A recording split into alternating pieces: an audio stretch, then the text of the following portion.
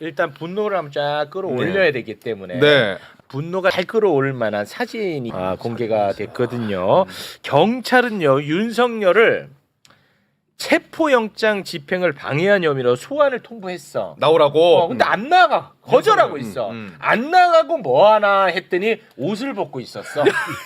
패딩을 벗고 드디어. 네, 반바지와 반소매로 아크로비스타 지하를 활보합니다. 이분에게는 대한민국이 이 계절만 있나 봐. 그러니까 며칠 전에 패딩 입었거든. 이제는 그냥 다 벗었더라고. 네. 분노를 끌어올리기 위해서 준비한 사진 함께 보시죠. 예. 와. 왜 저러고 다니는 거야? 팔자도 좋아. 아니 왜 저러는 거야? 내란 우두머리 아닙니까? 그렇죠. 대한민국 내란 형법상 가장 큰 죄 혐의자. 그렇지. 저러고 다녀. 아니 그것뿐만 아니라 지금 경찰이 2번이나 소환을 했는데도 출석하지 않잖아요. 그러니까. 그러면서 저기는 저렇게 활보하고 다녀요. 와. 이게 국민 분노를 불러일으키는 거죠, 한마디로 얘기하면. 예.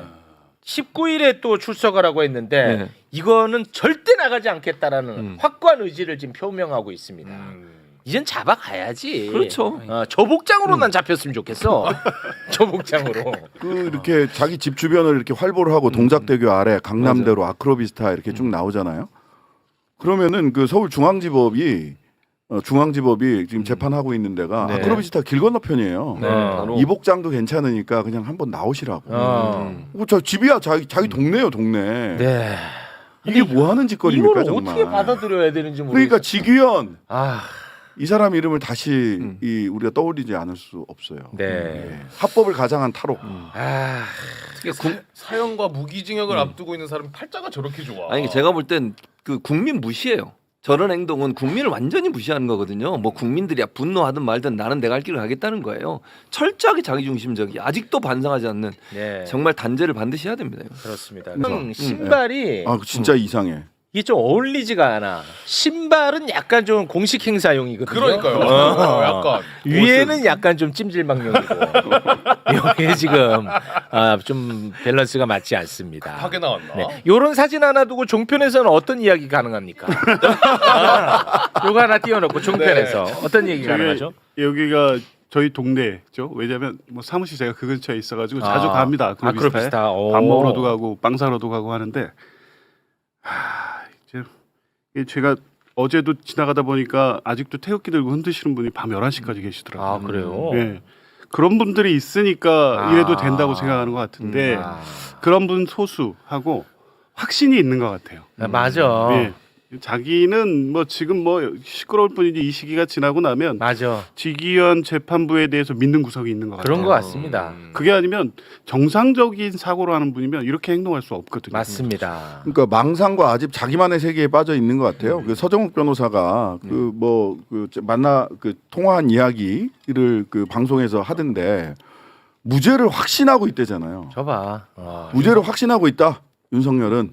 지기현을 믿는 거지. 네. 지기현. 근데 뭐 지기현을 믿어도 그렇지 믿을 사람이 있고 뭐 그러니까 믿는다고 하더라도 본인이 머릿속에서 이거는 무죄야 무죄야 이게 자기 세계 안에 있는 거예요. 자기만의 세계. 그 헌법재판소 결정문에 보면 주관적 확신에 빠져 있고 뭐 이런 그 문구가 나와요. 네, 그러니까 맞아요. 망상에 빠져 있다는 얘기예요. 그렇습니다. 망상의 자기 세계에서 살고 있는 거다. 네. 그래서 현실의 세계로 다시 끌어들일 수 있는 방법은 특검밖에 없죠. 그렇죠. 그래서 확실하게. 특검에 대한 이야기 빨리 나누도록 하겠습니다. 내란 특검, 김건희 특검, 최상병 특검, 민주당과 조국 혁신당이 각각 한 명씩 특검을 추천을 했는데 이재명 대통령은 그 중에 특검을 네. 3일 내에 지명하면 되거든요. 네. 당일에 그냥 바로 그냥 당일에 그냥 지명을 해버렸어. 근데 야. 당일에 지명을 했다고 해서 고민 없이 지명한 건 아닙니다. 왜냐? 이 특검 준비한 게 언제입니까? 그렇죠. 그리고 맞아요. 이재명 대통령은 지금이야 대통령이지만 그땐 또 당 대표였고 그렇죠. 해서 이미 저는 다 검토가 있었다고 봅니다. 개인적으로는. 자, 그래서 어떤 사람이 지명이 됐는지 하나하나 좀 살펴보도록 하겠습니다. 먼저 내란 특검 누굽니까? 가장 중요합니다. 조은석 특검입니다. 대검찰청 형사부장을 했고요. 법무연수원 원장을 했고 감사원장 직무대행을 했던 분이고요. 이분은 여야 가리지 않고 정치인들 수사에 정말 진심인 분. 그런 분, 권력기관 수사의 진심인 분 이렇게 정의할 수 있습니다. 네, 이분의 이제 특징을 보니까 진짜 이 권력자, 최고 권력자를 수사하고 거기에 따른 결과물을 만들어내는 사람이더라고. 그러니까 김대중 전 대통령 아들 네. 노무현 전 대통령의 최측근 안희정 네. 다 이 사람이 맞아요. 그 기소를 한 이력이 있더라고요. 그리고 윤석열 정부에서는 또 네. 윤석열하고 또 맞섰고 네. 감사원 시절에.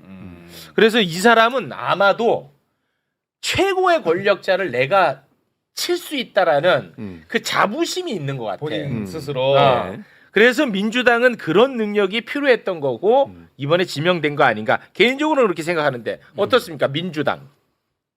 그러니까 이런 경향성을 보이는 게 사실은 그 정치 검찰, 특수부 검찰들의 어떤 하나의 특징이죠. 네. 근데 이제 이분은 조금 결이 다릅니다. 어. 그러니까 이렇게 여야, 뭐 재계, 검찰 내부까지 범죄 혐의가 있으면 그냥 가차없이 수사를 해서 결론을 내니까 네. 내부에서 이제 검찰이 키우는 특수통 한 라인으로 바로 연결되지는 않았던 것 같아요. 그러니까 주로 형사부 쪽에 돌면서 이런 사건에 이제 성과를 낸 분. 네. 그래서 수사에 관한 한은 이분을 따라갈 수가 없다. 특히 이제 내란 특검 같이 네. 정치적으로 뭐 여야를 막론하고 또 이 전 권력 수사 대상이나 범위를 볼 때에 다른 것은 다 차치하고 수사를 가장 잘할 분이 필요하고 네. 윤석열 전 대통령과의 어떤 특수 관계라든가 검찰 내부의 다른 시선을 의식할 필요도 없고 그렇게 하지 않을 뿐. 이게 기준으로 봤을 때는 네. 딱 적격이었던 거죠.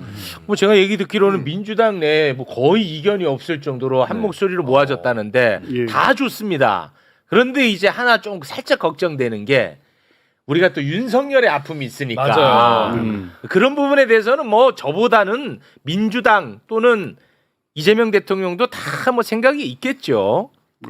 이 검토하는 과정에서 뭐 이 후보주로 올라온 지는 좀 꽤 됐고 네. 법사위원들하고 원내대표단에서 여러 논의를 하는 가운데 그런 비슷한 우려도 계속 있었다고 합니다. 네. 혹시나 특히 이제 대검에서 공보관 뭐 이런 것들도 해가지고 언론을 굉장히 의식하는 검사라고 알려진 바도 있어서 네. 이 특검의 성과를 본인의 어떤 향후의 어떤 입지를 다지는데 쓸 우려, 윤석열의 경험이 또 재현되는 게 아니야 이런 우려가 그렇죠. 분명히 제기됐는데 네. 1차적으로 이 달라요. 형사부를 중심으로 갔기 때문에 검찰의 이 라인으로서는 뭐 특수통들이 서로 밀어주고 당겨주고 그리고 이 사람이 이 특검을 통해서 본인의 출세로 이용할 경우에 검찰 조직이 도와주고 뭐 수사를 통해서 그런 권력 주변을 정리해주고 이런 게 안 되는 사람.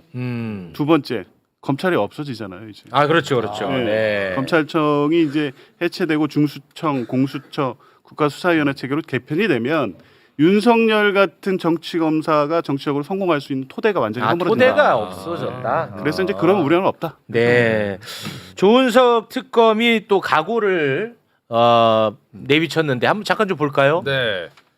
사초를 쓰는 자세로 세심하게 살펴가며 오로지 수사 논리에 따라 특별검사의 직을 수행하겠다. 네.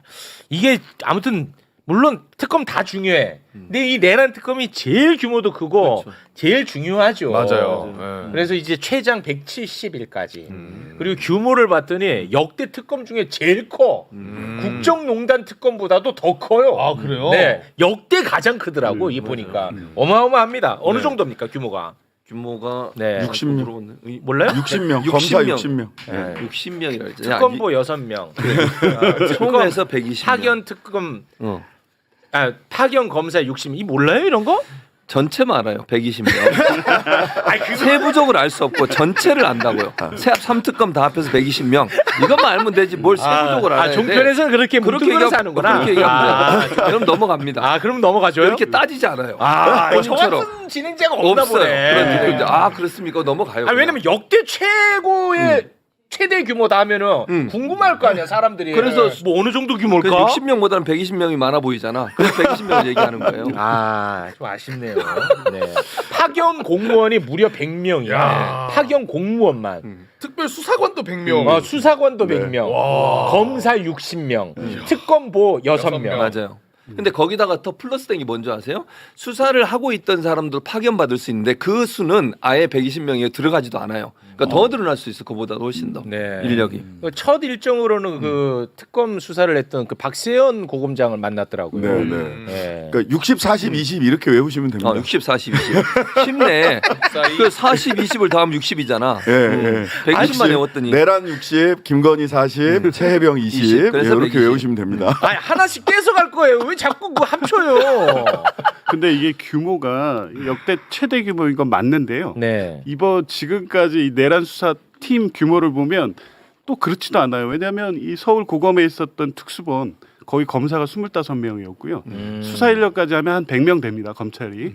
경찰이 또 수사본부도 한 수사 인력이 100명 정도 있었어요. 그러니까 지금까지 그러니까 내란의 아주 일부만 수사하는데도 수사기관 200명이 지금 움직이고 있었거든요. 네. 그러니까 여기서 얘기하는 총 규모가 뭐 역대 특검에 비해서 많은 건 분명하지만 네. 그만큼 이 중요한 사건이고 중요해요. 수사 인력이 이만큼 네. 투여돼야 된다. 아니 그 역대 특검 중에 뭘 제가 특검의 역사를 다 아는 건 아니지만 그래도 이게 국정농단 이상으로 중요한 아유, 특검 굉장히 아닌가요? 중요하죠. 왜냐하면 국정농단이라고 하는 거는 대체로 개인 부패 비리 맞아. 사건이에요. 근데 이거는- 이거는 내란이에요. 내란이잖아. 내란. 그렇지. 대한민국 국민들이 모두가 피해자인 사건입니다. 네. 총 들고 군인들이 나라를 지켜야 될 군인들이 총 들고 국회로 들어온 사건이에요. 그렇습니다. 따라서 이거는 그 국정농단 최서원 그 박근혜 국정농단 사건하고는 사건의 경중 자체가 다를 수밖에 아예 없어요. 다르지 아예. 근데 저는 그 중앙일보가 120명 특검 그 검사들 120명이라고 해서 이거 이러다가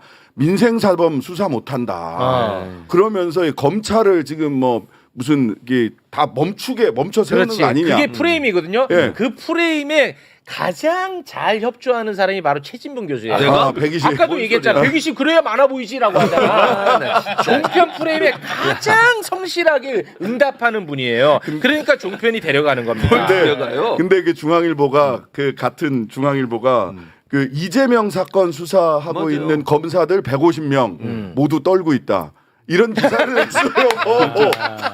그러면 이재명 사건 수사에 검찰이 150명을 투입하고 있다는 건데 그건 한 사람 사건인데. 한 사람 사건에 그렇지. 근데 이 내란과 김건희 최혜병 사건에 검사 120명 투입하는 걸 너무 가지고 적지. 검찰이 멈춰선대. 너무 적어. 네. 이게 말도 안 되는 말도 안 비교잖아요. 되지. 그러니까 의도를 가지고 있으니까 120명은 너무 많고 네. 150명은 별로 안 되고 되게 불쌍한 그렇지. 불쌍한 검사인 그러니까, 것처럼. 네. 아니 이게 지난 뭐 삼- 하는 짓입니까? 그러니까 지난 3년 동안 150명을 투입해서 네, 그렇게 하면서 제대로 수사 안 해놓고 이제 와서는 120명 투입한다니까 민생이 문제가 민생 수사 못한다고. 아유, 이런 검찰이 소리 말이 안 멈춰선대. 되냐고요. 아니 지금. 아까는 120명 많아 보여서 좋다면서. 뭘 많아 보여?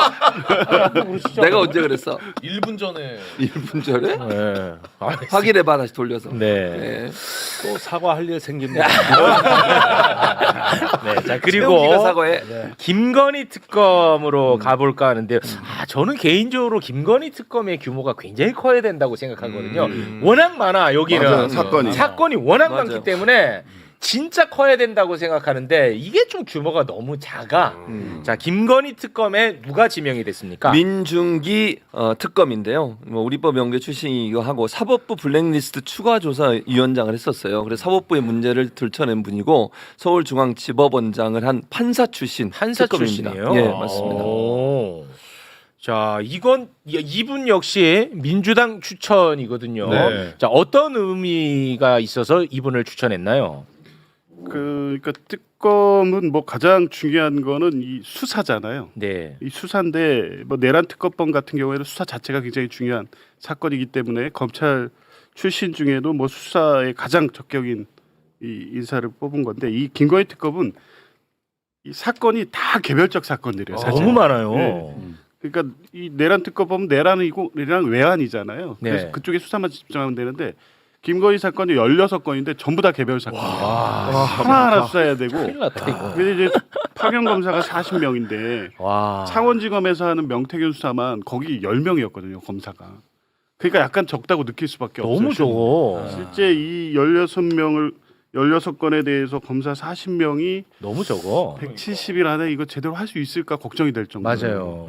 아. 더군다나 뭐 도이치모터스 사건 같은 경우에는 수사가 돼서 무혐의 했는데 그거 다시 다 들춰봐야 되거든요. 그나마 저는 도이치모터스 수사가 제일 순조로울 거라고 봐요. 왜냐하면 해놓은 게 그래도 있거든요. 그렇죠. 관련자가 다 예. 있고 이미 뭐 판결이 확정돼 있는 사람들이 진술만 제대로 받으면 되기 때문에 네. 증거 그 사건은 오히려 이제 간단한데 나머지 명태균에서 뭐 그 사건 자체뿐만 아니라 파생돼서 맞습니다. 공청회의라든가 등등등 이런 사건을 하면 그리고 국민의힘으로도 뻗어나갈 수 있는 부분이 굉장히 많거든요. 이게 많죠. 이게 너무 규모가 너무 작아.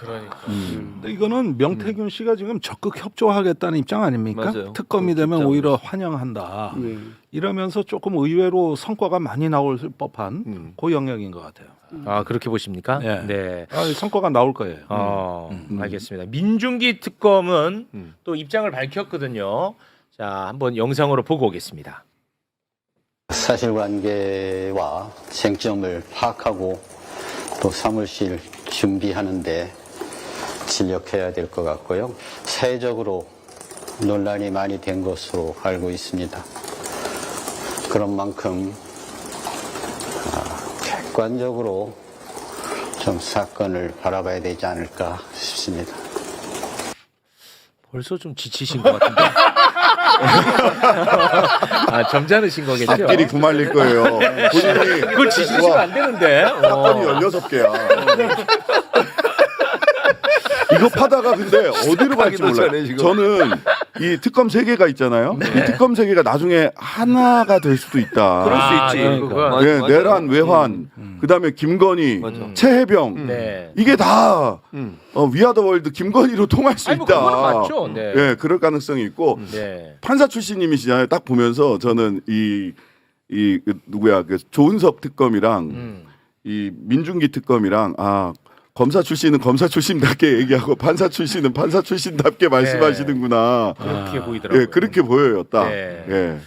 이럴 땐 검사스러운 게 더 좋은 것 같아요. 네, 그렇죠. 예. 제가 볼 때는 제대로 하는 것도 중요한데 지금 또 이게 속도도 굉장히 중요하잖아요. 아니, 그럼. 이게 길어지면 안 되거든. 길어지면 이거. 안 예. 그래서 이 김건희 특검은 민중기 특검을 임명한 것 같아요. 왜냐하면 이 검사가 수사하면 이 사건에 쑥 빨려 들어가면 그걸 정리하고 하는 걸 잘 못할 수도 있거든요. 근데 네. 판사이기 때문에 16개 사건을 4명의 특검보 또 파견 검사한테 잘 나누고 가름말을 타고 멈출 때 멈추고 이런 걸 판단하기에는 아마 네. 판사가 더 적격이라는 판단을 하는 그럴까요? 겁니다. 네, 알겠습니다. 가르마를 잘 탈 거다. 네. 네. 그런 면이 있네. 방송 좋죠. 종편보단 나아요. 네. 종편 같은 데 가지 마세요. 네. 네. 자, 끝으로 최상병 특검. 저는 개인적으로 규모는 가장 작은데 저는 여기서는 아주 깔끔하게 성과가 나올 것 같다는 그렇지. 개인적인 희망이 좀 있습니다. 자, 누가 지명됐습니까? 조국 혁신안이 추천한 분인데 이명현 특검입니다. 전 합참 법무실장을 했고요. 군 법무관 출신이시고 2002년 이회창 전 한나라당 총재였죠. 병역 비리 의혹을 수사했던 분입니다. 네. 이분이 또 이제 각오를 밝혔는데 네. 요거 보니까 나는 좀 마음이 놓이더라고요. 그래요? 네. 네. 잠깐 영상 보고 오겠습니다. 어떤 외압이나 이런 거에 상관없이 저는 이 억울한 이 죽음에 대해서 진실을 명백하게 밝히도록 하겠습니다. 지금 고려해 두신 특검보 또는 인선 있으실지 아직은 지금부터 찾아야 됩니다. 예. 그 박정훈 대령의 그 변호인들 그러니까 뭐 김정민 변호사라든가 김경호 이런 그 변호사들은 이제 옛날에 같이 근무했던 후배들이거든요. 그분들이 만약 선발되면 더 좋겠죠. 그 얘기했어. 법조계 락커? 김경호 변호사님. 그러니까 나는 뭐 저분은 모르잖아 내가. 네. 근데 김정민 변호사, 김경호 변호사는 알잖아. 알죠. 네. 그러니까 약간 좀 마음이 여기서 좀 놓이더라고. 딱 저 대목에서. 그렇지. 또 AI 변호사잖아요. 김경호 AI 변호사. 김경호 화 많잖아요. 나한테 화내셨잖아. 나한테 전화로 화냈던 사람이에요. 김경호 변호사. 그러니까 인터뷰인데. 예. 잘할 것 같아. 사과됐어요 물론. 화내가지고 나중에 근데 사과했죠. 이제 이분이 아까 첫 마디가 어떤 외압에도 이렇게 말씀을 시작하시잖아요. 실제로 외압을 수사 과정에서 받았던 분이에요. 국방부에서 수사를 하는 과정에서 그 아까 이해창 씨 아들 그 병역 비리 사건 수사하는 과정에서 엄청난 외압을 받았어요. 그리고 그 외압을 받았다는 사실을 또 다 깠어. 다 밝히고 그러다가 그래서 막 한직으로 돌기도 하고 했는데 김경호 변호사는 말하자면 2세대 정도로 볼 수 있습니다. 그 군 인권 관련해서 군 검사로서 활동했던 1세대가 저 이명현 변호사님. 그리고 2세대가 김경호 변호사. 아 그래요? 예, 요렇게 그러니까 잘 안다 이렇게 얘기를 하시는 게 어떤 그 계보를 잇는다 이렇게 보면 계보를 되군요. 잇는다 이제 대략 이렇게 이제 평가를 해볼 수 있는 분이고요. 네. 말씀하시는 거는 딱 군 검사 출신처럼 말씀하시지 않아요? 네. 딱 세 분이 자기 전직이 뭔지가 다 눈에 막 보여요. 인터뷰 하나 하나에. 네, 그 저분이 인터뷰한 것 중에 나는 요게 아주 재밌더라고요. 누가 그 거짓말하고 있는지 난 다 알고 있다. 그렇게 했어. 진짜로? 난 누가 거짓말하고 있는지 다 알고 있다라고 얘기를 했더라고. 그 제가 이명현 변호사 술을 제일 많이 얻어먹은 사람입니다. 그래요? 아, 그래요? 네, 오랫동안 만나왔죠. 아, 아는 분이에요? 그 저 병역비리 수사 때부터. 아, 군사 전문가끼리 또 아시네. 저기 김대중 정부 때부터니까. 네. 그렇죠, 그렇죠. 그런데 저분이 저 고대에서 ROTC로 이렇게 군의 법무관 가신 분이거든요.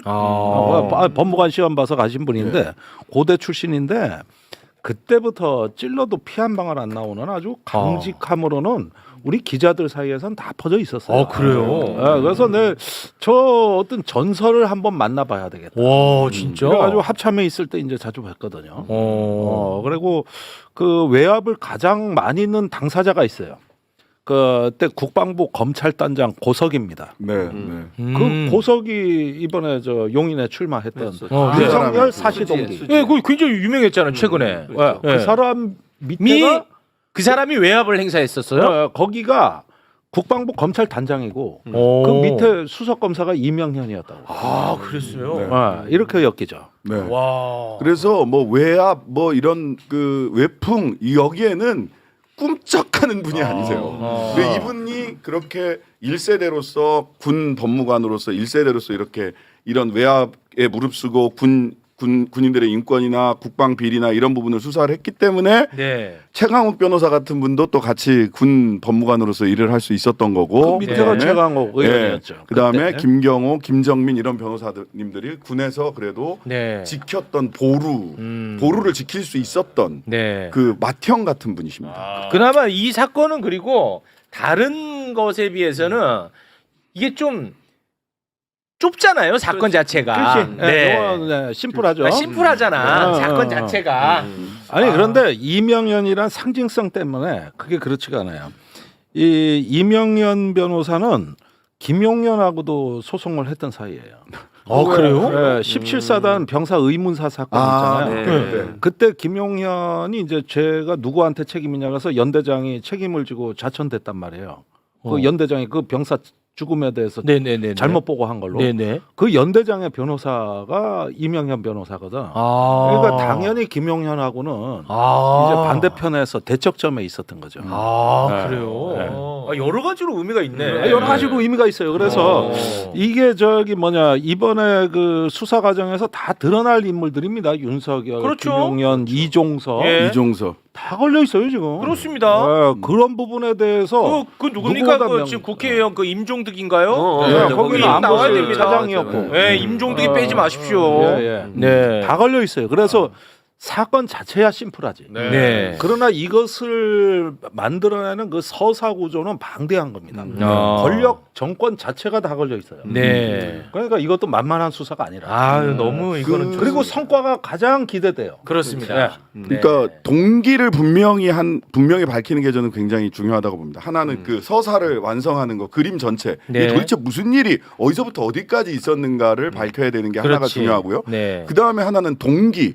왜 경로했고 왜 그렇지. 그렇게 무리한 일을 했는가. 그렇죠. 그 동기를 정확하게 밝히다 보면 이 새 특검이 하나가 될 수 있다라는 생각이 아니, 들어요. 그렇게 되면은 김건희 특검이랑 만나요. 네, 만나요. 3부 체크. 맞아. 그렇게 만나잖아. 네, 만납니다. 네, 이종호랑 이렇게 만납니다. 맞아. 거기서. 그리고 뭐 그 김건희 특검에서 그 명태균을 거쳐 건진, 천공 여기까지 건진까지 다 가게 돼 있잖아요. 네. 그거 잘 하다 보면 노상원 버거보살과도 만나게 될 수 있다. 그렇습니다. 내란 외환과도 네. 결과적으로 그렇게 세 개의 특검이 각각의 수사 성과를 쭉 내오다 보면 하나로 이어지는 큰 그림이 나오지 않겠는가. 네. 그렇게 예상해 봅니다. 알겠습니다. 너무 기대되는 게 아. 나는 누가 거짓말하는지 다 알고 있다가 아 뭔가 되게 사실 이렇게 말하기는 쉽지 않을 것 같거든요. 특검이 아직 이제 시작도 안 했는데 누가 거짓말하는지 나 다 알고 있지롱.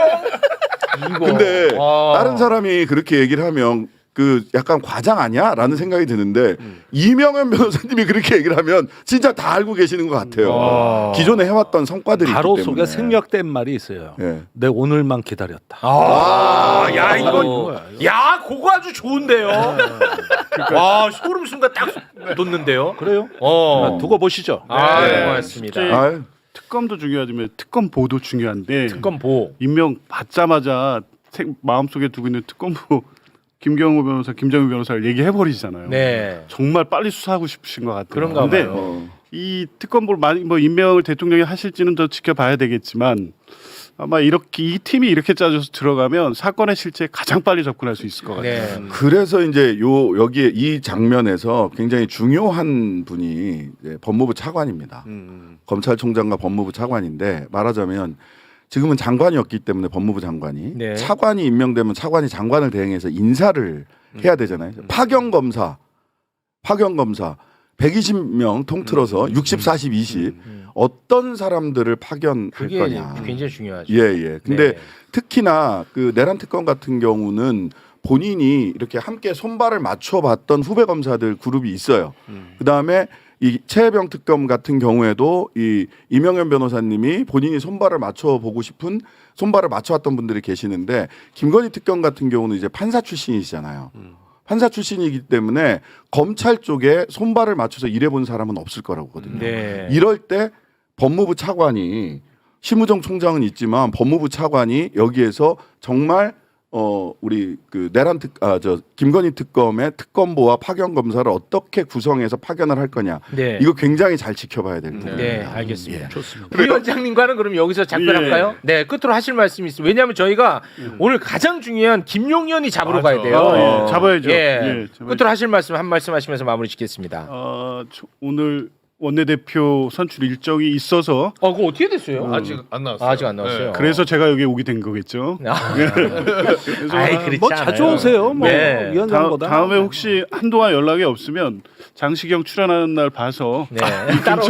근처를 서성이도록 하겠습니다. 특검 이야기를 하면서 화기애애해서 특검이 성공적으로 꼭 이루어질 것 같습니다. 특검에 대해서 중요한 정보 꼭 나누시길 바랍니다. 그리고 이정부 특검을 응원한다면 좋아요, 구독 눌러주세요. 감사합니다.